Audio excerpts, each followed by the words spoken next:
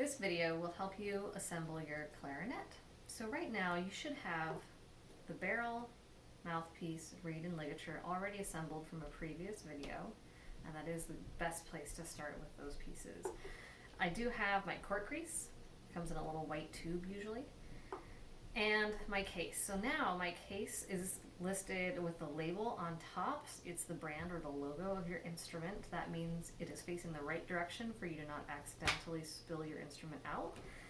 And you can see the handle is facing me, and these little latches are also in the upright position. So I have the little loops facing up, and that means you're ready to open the case.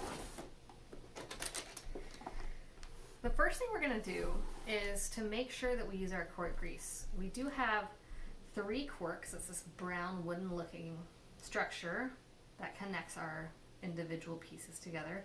And cork grease is a really nice lubricant that makes sure that you don't damage the cork and that your clarinet can be assembled smoothly and easily without any kind of friction.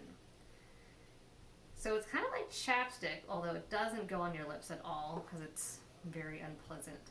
But I'll just do a tiny smear, and then I'll go ahead and use my fingers to circulate all that cork grease around.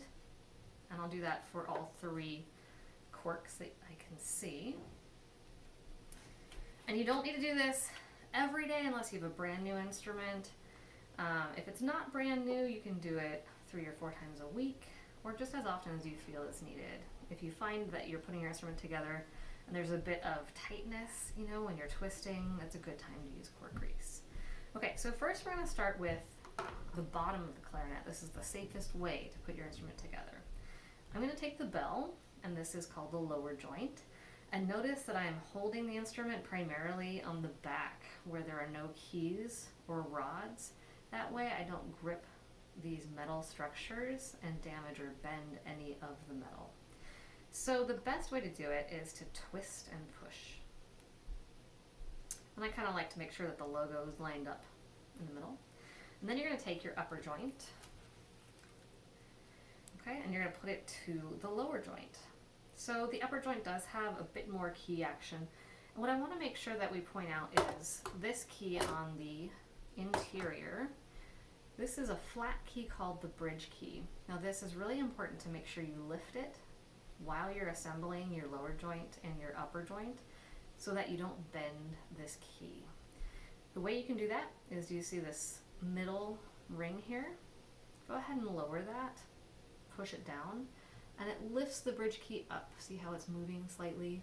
If you just kind of hold it this way, you'll be able to hold it up as you put it on top of this flat lower key, I suppose, on the lower joint. Note that I'm going to hold this bottom side closest to the bell, so again I'm not smushing any keys. And I'm just going to twist it. And then you can see here that the bridge key is going to line up just on top of this flat little pancake key, and those 2 keys, top and bottom joints, are in line as well. That will ensure that your holes are in the proper placement for the ergonomics of the clarinet and how your fingers will be playing your instrument. A lot of times we'll think, okay, all the 6 holes have to line up, but actually if you line up those flat keys, the bridge key with the lower key beneath it, your holes are going to be in the perfect spot for your hands. Okay, then we're going to go ahead and take your already assembled barrel and mouthpiece, and it's just a slight twist. And we do want to make sure that your reed faces the 1 hole and this long register key, and that is lined up. Okay, that looks pretty good. All right, and again I have some nice logo action lining up here, and you're ready to play.